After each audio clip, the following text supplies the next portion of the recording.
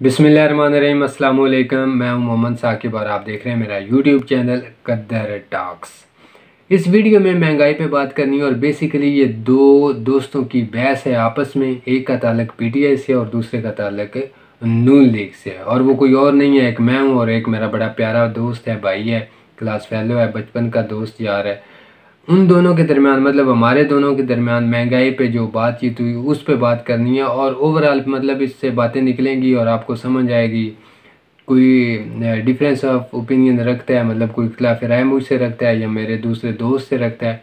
हर एक का अपना अपना हक है, और वैसे बंदे को कम अज़ कम हकीकत पसंद ज़रूर होना चाहिए, चाहे आपका ताल्लुक किसी भी पार्टी से हो, चाहे आप मेरे क्रिटिक हों या जिस पार्टी को मैं पसंद करता हूँ आप उसके क्रिटिक हों, चाहे आप नून लीग के क्रिटिक हों या जो मेरा दोस्त है आप उसके क्रिटिक हो, डजेंट मैटर, कोई मसला नहीं है। लेकिन इखलाक के दायरे में रहते हुए आप डिफरेंस ऑफ ओपिनियन रखें, कोई मसला नहीं है, डजेंट मैटर।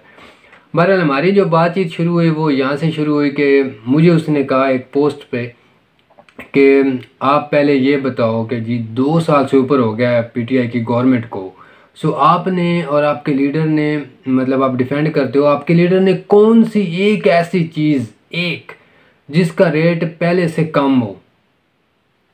और उसने कहा कि ईमानदारी के साथ बताना है तुमने। मैंने कहा चलो, मैंने उसे रिप्लाई दिया कि भाईजान मैं तो ईमानदारी के साथ बता दूंगा, डजेंट मैटर, लेकिन मैंने उसे कहा कि यार बराए मेहरबानी अपनी मंजी थले भी डांग फेरो ना, क्योंकि 3 टाइम आपको ज़ारत उज़्मा मिली है, 3 मरतबा आपने आपके लीडर ने वज़ारत उज़्मा का हल्फ उठाया, वज़ीर आज़म राय नवाज शरीफ। मैंने कहा कि नवाज शरीफ का जो दूसरा दौर है उसमें साबित ये करो कि पहले दौर में जो चीज़ें थीं वो दूसरे दौर में सस्ती मिल रही थी, कोई एक चीज़ मैंने कहा साबित कर दो। उसके बाद मैंने कहा कि तीसरी मरतबा उसको इक़्तिदार मिला, तीसरी मरतबा जो उसे इक़्तिदार मिला उसमें साबित करो कि पहले और दूसरे दौर की जो चीज़ें थी वो तीसरे दौर में सस्ती मिल रही थी। कोई मैंने कहा कि एक चीज़ मुझे ऐसी बता दो जो सस्ती मिल रही थी पहले दौर से। या फिर मैंने कहा कि जब तीसरी मरतबा हुकूमत संभाली नवाज शरीफ ने और जिस दिन नून लीग की हुकूमत ख़त्म हुई उस दिन मैंने कहा कोई एक चीज़ साबित कर दो कि जो शुरू में महंगी थी, जब इक़्तिदार शुरू हुआ और जब इक़्तिदार ख़त्म हो रहा था नून लीग का दौर हुकूमत, उस वक्त वो चीज़ सस्ती थी। मैंने कहा कि कोई एक चीज़ साबित कर दो। पहली बात तो यह है कि अगेन मैं कह रहा हूँ बंदे को हकीकत पसंद होना चाहिए। जैसे जैसे दुनिया मॉडर्न होती जा रही है आप भी महसूस करते होंगे कि चीज़ों की कीमत महंगी होती जा रही है, और कोई एक चीज़ नहीं जिसकी कीमत महंगी हो रही है। ओवरऑल जितनी भी शोबा ज़िंदगी की चीज़ें हैं, इस्तेमाल की चीज़ें हैं, किसी भी हवाले से उन सब की कीमत दर्जा बदर्जा इंक्रीज़ होती जा रही है। जैसे दुनिया तरक्की करती जा रही है, मॉडर्न होती जा रही है, डेफिनेटली महंगाई होगी। अब देखते हैं पाकिस्तान में क्या प्रॉब्लम है। बेसिकली पाकिस्तान का और दुनिया का जो मुवाजना हम करते हैं उसमें एक चीज़ जो सबसे ज़्यादा काबिल गौर है वो ये कि दूसरी दुनिया में पाकिस्तान से ज़्यादा महंगाई होती है। आप वेल डेवलप्ड कंट्रीज़ के रेट उठा के देख लें, बाखुदा पाकिस्तान से बहुत गुना, मतलब 20 गुना ज़्यादा महंगाई होगी। मैं साउथ कोरिया की मिसाल देता हूँ, अभी मैं आपको दिखा भी रहा हूँ, पहले भी मैंने इस चीज़ को मेंशन किया है कि वहाँ पे मोस्टली जब सीज़न आउट हो जाता है, ये 4 टमाटरों का मैं आपको रेट दिखा रहा हूँ, 1100 समथिंग के 4 टमाटर मिल रहे हैं साउथ कोरिया में, और उनकी करेंसी भी पाकिस्तान से बहुत ज़्यादा डाउन है। लेकिन साउथ कोरिया दुनिया की 12वीं सबसे बड़ी इकॉनमी है, सबसे बड़ी, और एशिया की नंबर 4 पे। छोटा सा मुल्क है, 4 करोड़ उसकी आबादी है। अब मसला यह है कि दुनिया में महंगाई ज़्यादा है पाकिस्तान से, लेकिन वहाँ पे महसूस नहीं होती। वहाँ पे महसूस इसलिए नहीं होती कि जैसे जैसे वहाँ पे महंगाई बढ़ती है वैसे ही वहाँ पे रहने वाले लोगों की, काम करने वाले लोगों की जो इनकम है वो भी बढ़ती जाती है।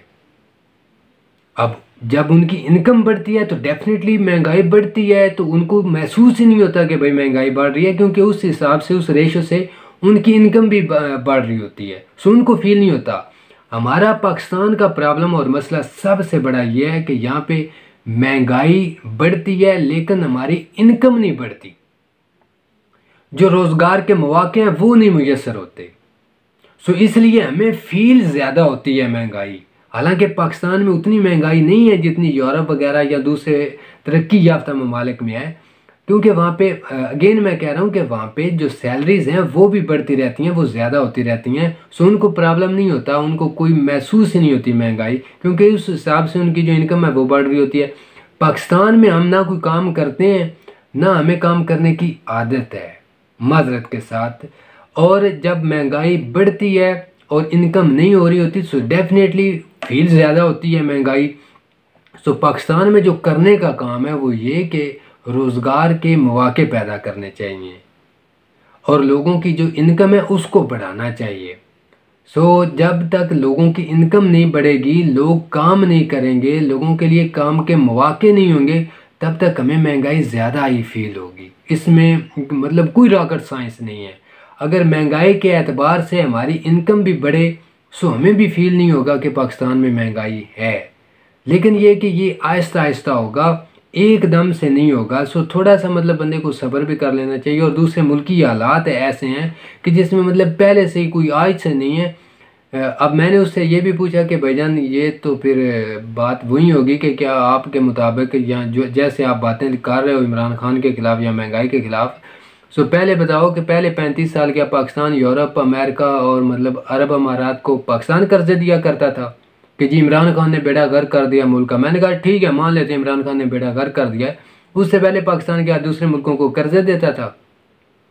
सो मतलब ये है कि पाकिस्तान का बेड़ा कोई इन 2 सालों में गर्क नहीं हुआ। पाकिस्तान में जो महंगाई है वो 2 सालों में नहीं हुई, ये काफ़ी पहले से बेड़ा गर्क होता आ रहा है और ये डैमेज कंट्रोल होते होते होते थोड़ा सा टाइम ज़रूर लगेगा।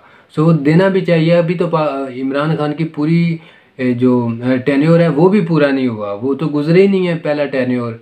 सो जब हुकूमत के 5 साल पूरे हो जाएंगे सो तब मुझे भी हक होगा इमरान खान पे तनकीद करने का और बाकी लोगों का भी हक ज़रूर होगा, लेकिन ये कि थोड़ा टाइम देना चाहिए। मतलब ये कि अभी से घबराना मुनासिब चीज़ नहीं है। वो ठीक कहता है कि घबराना नहीं है, कम से कम 5 साल ना घबराएं, उसके बाद जब पूरी हो जाएगी फिर हम आपके साथ हैं। अगर अच्छा काम ना हुआ तो हम आपके साथ घबरा लेंगे और इमरान खान को भी महसूस करवाएंगे कि जी कौम घबरा रही है, क्योंकि हम पाकिस्तान के साथ हैं, हम किसी शख्सियत के साथ नहीं हैं। समझाइए आपको, पाकिस्तान के लिए जो बेहतर होगा उसे हम वोट करेंगे। अब ये तो हो नहीं सकता कि 3 टाइम नून लीग या पीपल पार्टी उनको हम आजमा चुके हैं तो अब फिर हम उनकी तरफ जाएंगे, नहीं। अगर हम इमरान खान को वोट नहीं देंगे तो नवाज शरीफ या जरदारी या उसकी नून लीग या पीपल पार्टी तो सोचे ही ना कि मुझ जैसा कोई भी बंदा नून लीग या पीपल पार्टी को वोट देगा। सो ये मेरी दोस्त से बहस थी जो मैं आपके साथ शेयर करना चाह रहा था। हो सकता है इसमें आपको कुछ अच्छी चीज़ें लगी हों, कुछ बुरी चीज़ें लगी हों। बहरहाल ये आज की वीडियो थी। अल्लाह पाक मुझे आपको हम सबको आसानियत अता फरमाए और हमें आसानियत तकसीम करने का भी शर्फ अता फरमाए। अल्लाह ताला करे हमारे मुल्क से महंगाई का भी ख़ात्मा हो जाए और हमारे लोगों की जो इनकम है वो भी इंक्रीज़ हो जाए, सैलरीज इंक्रीज़ हो हर एक की। सो इंशाल्लाह नेक्स्ट वीडियो में फिर मुलाकात होगी, तब तक के लिए अल्लाह हाफिज़, अस्सलाम वालेकुम।